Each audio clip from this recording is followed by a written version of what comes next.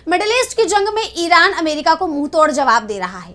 अब उसने अपनी नई जनरेशन की मिसाइलें निकाल ली हैं और उनसे वो हमले कर रहा है, जिससे अमेरिका की भी मुश्किलें बढ़ गई हैं। अमेरिकी राष्ट्रपति डोनाल्ड ट्रंप ईरान पर सरेंडर करने का दबाव बना रहे हैं, साथ ही दूसरे देशों से जंग के लिए मदद भी मांग रहे हैं। लेकिन ईरानी राष्ट्रपति पेजेश्कियान ने भी साफ कर दिया है कि ईरान झुकने वाला नहीं है। तो क्या है मिडिल ईस्ट में जंग के मौजूदा हालात, आइए देखते हैं इस रिपोर्ट में। ईरान के साथ जंग छेड़कर अमेरिकी राष्ट्रपति डोनाल्ड ट्रंप ने खुद ही बड़ी मुसीबत मोल ले ली है।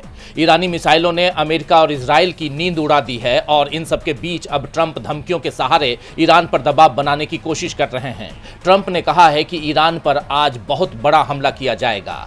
ईरान के खराब व्यवहार के कारण अब ऐसे इलाके और समूहों को भी निशाना बनाया जा सकता है जिन्हें अब तक टारगेट करने का प्लान नहीं था। इन ठिकानों पर हमले से भारी तबाही हो सकती है।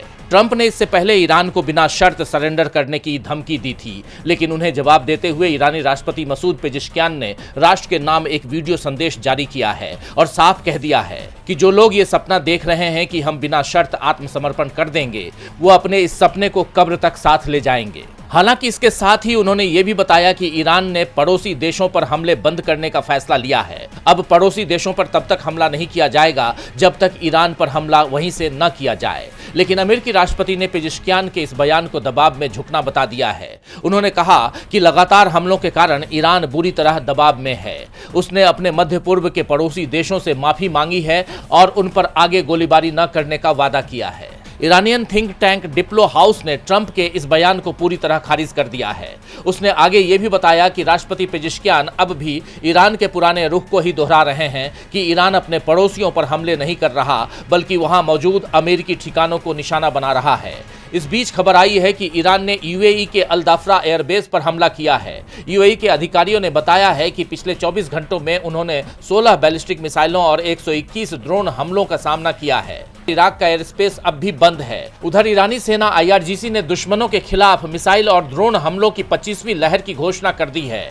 ईरान के हमलों से निपटने के लिए इजराइल के पास गोला बारूद की भारी कमी हो गई है, इसलिए उसने अमेरिका से 1000 बम खरीदने की डील की है। वहीं अमेरिकी सेना का एक B-1 लैंसर बॉम्बर भी ब्रिटेन के RAF फेयरफोर्ड एयरबेस पर उतरा है। पहले तो ब्रिटेन ने अमेरिका को अपने मिलिट्री बेस के इस्तेमाल की इजाजत नहीं दी थी, लेकिन अब अमेरिकी बॉम्बर की लैंडिंग के बाद माना जा रहा है कि वो अमेरिका के दबाव में आ गया है। लेकिन स्पेन और जर्मनी ने जरूर कड़ा रुख अपनाया है। स्पेन ने तो पहले ही अपना मैसेज दे दिया था कि नो टू वॉर, और अब जर्मनी ने भी ये कहते हुए जंग में शामिल होने से इनकार कर दिया है कि क्या ये जंग अंतर्राष्ट्रीय कानून के मुताबिक सही है। ये हमारी जंग नहीं है। यानी इस जंग को लेकर अमेरिका अंतर्राष्ट्रीय स्तर पर सवालों से घिर गया है, लेकिन ट्रंप पीछे हटने को तैयार नहीं है। वैसे अगर अमेरिका इस जंग में अपने पैर पीछे खींचता है तो उसका सुप्रीम पावर का दर्जा भी खतरे में आ सकता है।